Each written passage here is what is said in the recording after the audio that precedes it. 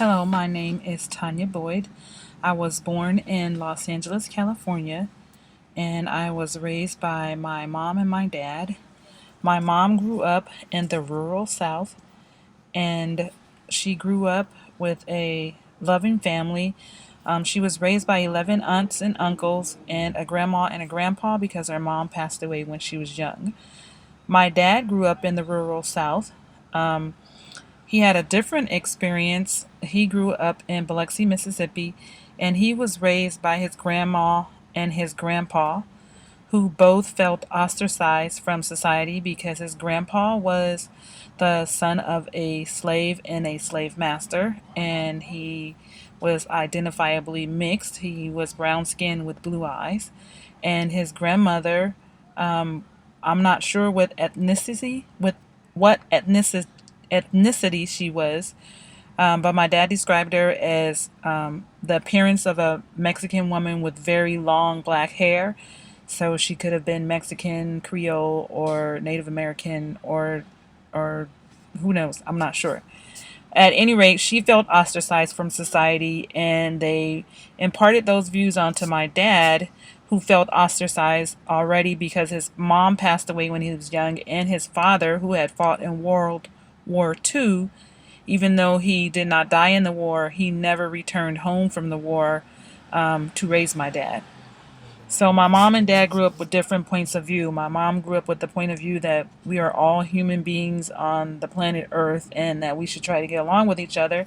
And my dad grew up with the point of view of all for self and do what you have to do to survive, and definitely don't trust white people. So even though my parents grew up with those opposing points of view, they found each other, but those points of views were imparted on me. I experienced some racism growing up when I was about 8 years old. I went to camp and I was called a nigger by one of my cabin mates, but she was quickly shushed by my other cabin mates. I was only African American in the cabin, but she was quickly shushed by them and told that we were at YMCA camp and the C stands for Christians and Christians don't speak like that. I had a second run in with racism as a child when I tried to go swimming in a pool at Loyola Marymount University when my brother was attending and was a resident assistant. I had a cousin who was mixed race with white and African American, and he got in the pool and there was no problem. But when me and my brothers and sisters came to get in the pool, there was immediately a problem, and we were told that it was a private party. We asked, how did he get in the pool? They said he was with them, and my cousin quickly jumped up and said, how can I be with you? You're white and I'm black. And that was the end of that. They all got out of the pool pretty quickly, and we had the pool to ourselves. But I remember that incident as, what difference did it make that we were black? At any rate, those shaped my points of views of how I deal with people. But luckily, I feel that my mom's points of views won out, and I am the type of person who accepts people on a case by case basis. If you don't do anything to me, I don't have a problem with you.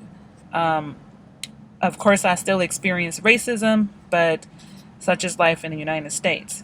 As a teacher, I wanted to work with students who grew up in the same predicament as me. I grew up in South Central Los Angeles, and I wanted to let them know that even though they may come up against obstacles and they may have things in their life or people in their life which are constantly telling them that they don't belong and that they can't make it, that I grew up in the same situation and I'm making it and I'm a positive role model and I'm here to help them.